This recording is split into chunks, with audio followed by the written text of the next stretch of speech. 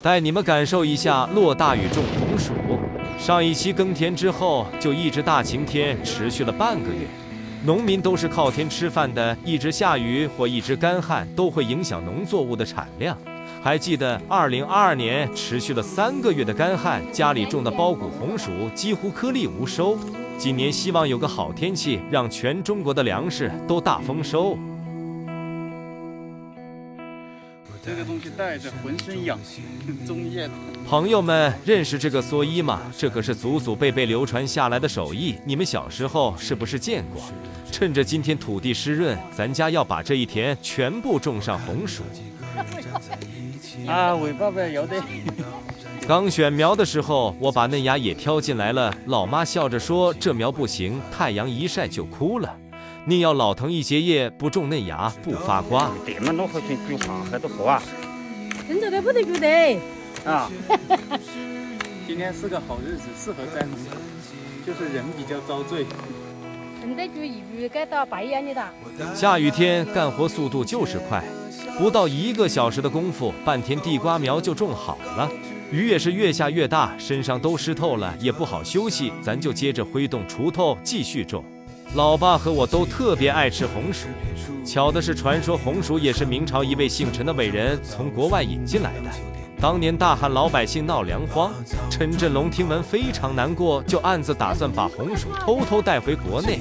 但是外国对红薯管控非常严格，怎么也带不回来。他就灵机一动，把红薯换成藤蔓，把红薯藤编在麻绳里面，偷偷运回国内。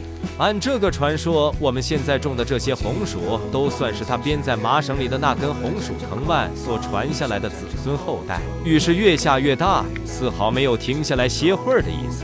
古人的农忙是：玉足高田白，皮缩半夜耕，人牛力俱进，东方书未明。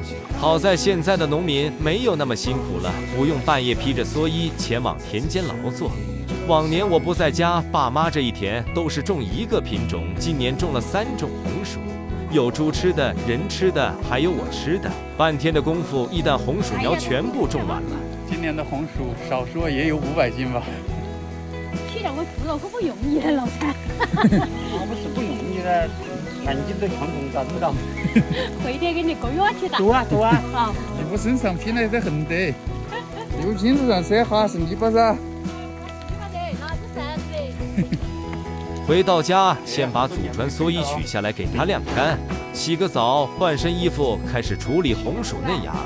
老妈说要做一个她小时候外婆经常给她做的美食——鹿茸菇配点腊肉。腊肉是早上就备好的，只要把鹿茸菇倒进去煮开，就可以出锅了。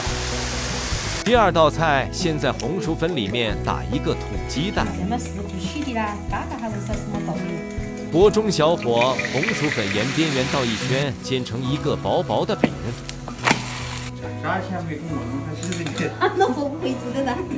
煎好之后拿出来切成合适的长条。锅里准备一点汤，下锅煮开就可以盛出来了。老妈说这就是简易版的手工红薯粉。最后再炒一个选苗时留下来的红薯嫩芽。